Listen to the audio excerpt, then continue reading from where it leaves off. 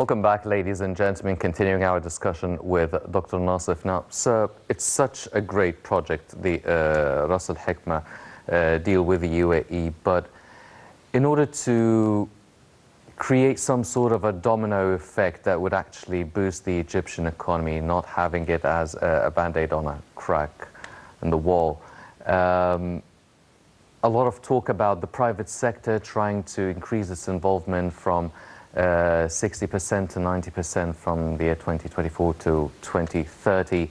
Now, is this enough? I mean, we're talking about a lot of initiatives, the Mashru'ak, your project initiative, which is really lent about £200 million for over 800 projects helping the small and medium enterprises.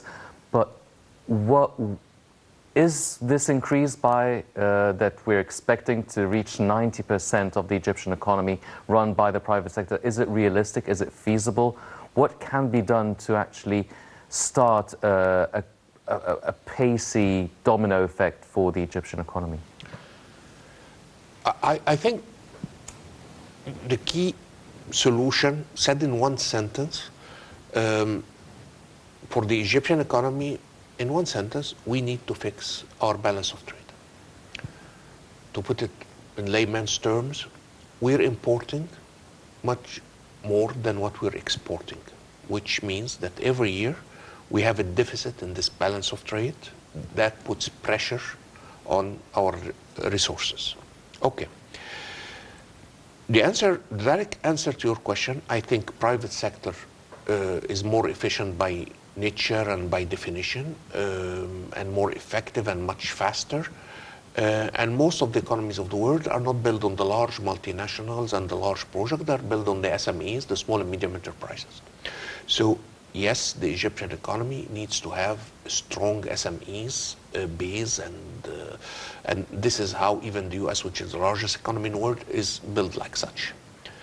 But, and this is a big but, and again, this is probably one of the things that I think we all learned from this crisis that we went in. And it's okay to learn from your crisis, so hopefully to be able to fix it and understand where the gaps are. Previously, again, in previous eras, we were told that most of the country foreign resources again are being imported for pet food and totally luxurious items. Actually, this is not particularly correct, because we have a very superficial industry in Egypt. What does this mean? It means that most of our industries have very little value added locally, mostly cheap labor, and cheap utilities and reasonable price of land. So if you look at a bottle of juice that you buy locally, and we think we have a juice industry in Egypt, you find that we're importing juice concentrate depending on the flavor, but some from Brazil, some from Far East. And then you're importing the laminate, which becomes the box later on, mostly from Scandinavia, that they have this technology, and then you're importing the machines. So basically what you do, you bring these concentrates, you add water to them, a bit of sugar maybe, and then you pack them in these individual boxes or packs, and using Egyptian labor and electricity in Egypt, and then you sell them. 70–80% of the cost of the components, what we call the COGS, or the cost of goods sold, is actually imported. So it's very normal when President Biden, and I'm not talking secrets, this is available in all media, when President Biden came into power, he printed literally almost 2.5 trillion US dollars, which caused huge inflation, but that was his political reason. But somehow, because we are depending on this currency, it fired back on us. And we imported the the inflation when we were importing our raw materials. And because the majority across so many different sectors of industry, the majority of our raw materials are imported, we got hit pretty badly. And actually this is one of the key reasons why we have such hyperinflation nowadays. The Central Bank of Egypt did not go haywire and he started printing money like crazy and all of a sudden our money supply went through the roof. No, no, no, this is not the case.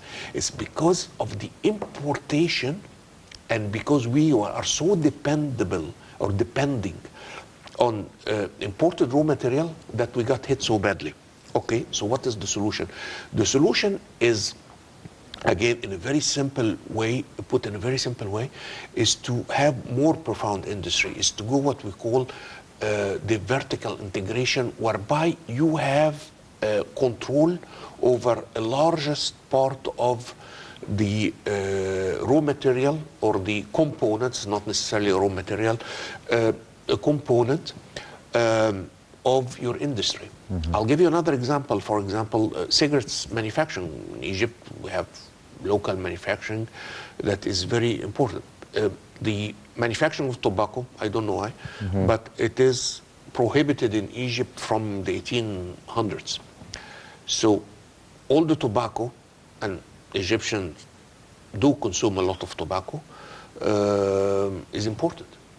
So when the foreign currency that you import tobacco with price increases, when the price of the tobacco itself on top increases, so it adds insult to injury if you want,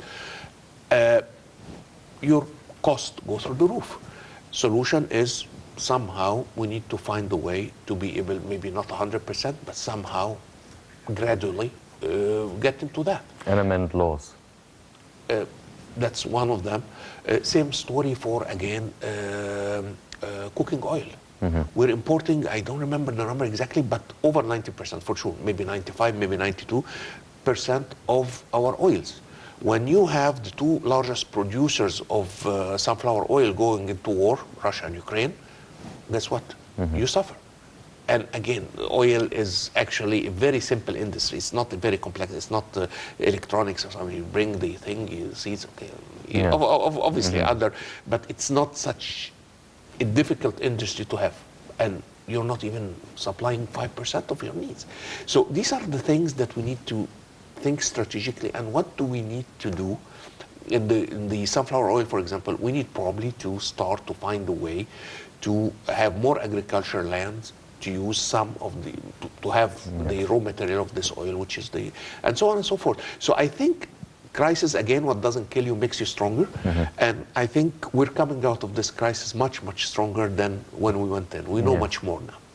Well, ladies and gentlemen, as Dr. Nassif has mentioned, maybe we are learning from a current crisis that we're going through, and one of the steps was the Ras Al Hikma deal that really helped with our foreign currency reserves so far, and hopefully it will be a very lucrative project for as long as its lifetime resumes. Now, also, as Dr. Nassif mentioned, it's maybe one of the steps, but really strengthening and revitalizing our local industries, our domestic productivity, and really cutting down on the deficits of the balance of trade are key issues and key factors that will help revitalize the Egyptian economy. Unfortunately, that's all the time we have for this edition of the Daily Debate. But before we go, I'd like to thank my very distinguished guest, Dr. Ahmed ELLEISSY Nassif, the International Economic and Strategic Management expert. Dr. Nassif, it was a pleasure having you with us. Pleasure is all. Thank you very much, sir. Ladies and gentlemen, please stay tuned for more coming up on Night International. I'm Henny Saif. Thank you for joining us.